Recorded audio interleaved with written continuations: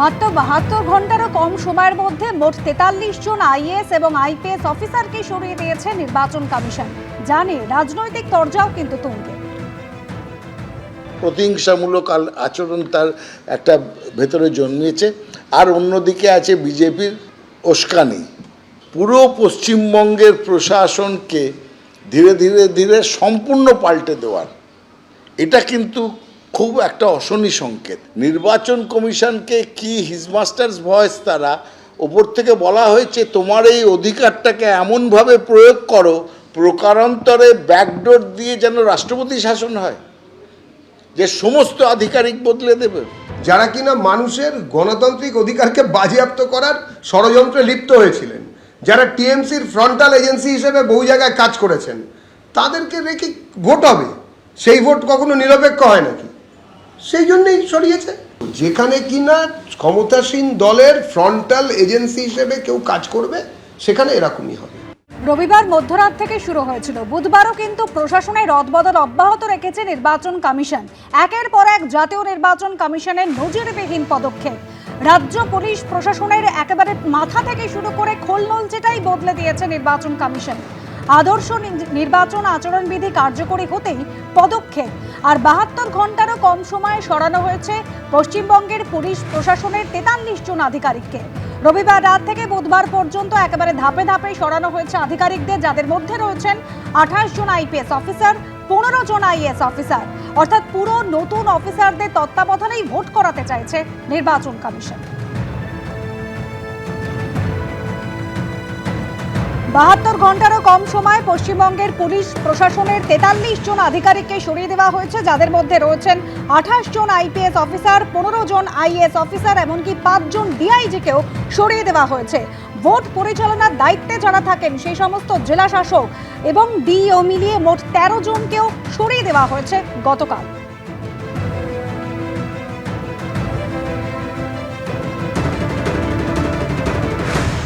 পশ্চিমবঙ্গ সহ ৫টি রাজ্য এবং কেন্দ্রশাসিত অঞ্চলে রয়েছে বিধানসভা নির্বাচন। আপনারা জানেন ইতিমধ্যেই মোট ৪৩ জন আইপিএস এবং আইএএস অফিসারকে নজিরবিহীনভাবে বদল করেছে জাতীয় নির্বাচন কমিশন। আর তাদেরই মধ্যে থেকে ১৫ জন আইপিএসকে এবার তামিলনাড়ু, কেরল সহ বিভিন্ন রাজ্যে পুলিশ পর্যবেক্ষক করে পাঠাচ্ছে নির্বাচন কমিশন। কথা বলবো ময়ূক ঠাকুর চক্রবর্তী রয়েছেন আমাদের সঙ্গে। ময়ূক, যাদেরকে সরানো হয়েছে, কোথায় কোথায় কোন কোন পদে তাদেরকে দায়িত্ব দিচ্ছে নির্বাচন কমিশন? দেখো, এখনো পর্যন্ত যেটা খবর আছে, এর আগে আমরা দেখেছিলাম যে বিভিন্ন কমিশনারেটের যারা পুলিশ কমিশনার বলো, এছাড়াও যারা এসপি, তাদেরকে কিন্তু কমিশন রিমুভ করে দিয়েছিল এবং সেখানে নতুন অফিসার ইতিমধ্যেই কমিশনের তরফ থেকে অর্ডার করে তাদেরকে ডিউটিতে পাঠানো হয়েছে, নতুন পুলিশ কমিশনার এবং নতুন পুলিশ সুপার হিসাবে। কিন্তু গতকাল রাতে যেটা হলো সেটা সত্যিই বেনজির। প্রায় এর আগেও আমরা যেটা দেখেছি যে ভোটের সময় পুলিশ অবজারভার তারা আসেন এবং কাজ করেন, কিন্তু ১৫ জন আইপিএস অফিসার গতকাল ইলেকশন কমিশনের তরফ থেকে অর্ডার হয়েছে যে তারা ভিন রাজ্যে ভোটে ডিউটিতে যাবেন। তার মধ্যে তামিলনাড়ু এবং কেরালা, এই দুটো জায়গায় মেনলি রয়েছে। আমি তোমায় বলি, ১৫ জন আইপিএস অফিসার যারা এই রাজ্যে বিভিন্ন ইম্পর্টেন্ট দায়িত্বে ছিলেন, তার মধ্যে রয়েছেন রশিদ মুনির খান, সন্দীপ কারার, প্রিয়ব্রত রয়। প্রিয়ব্রত রয় বারাসাত পুলিশ ডিস্ট্রিক্টের এসপি ছিলেন।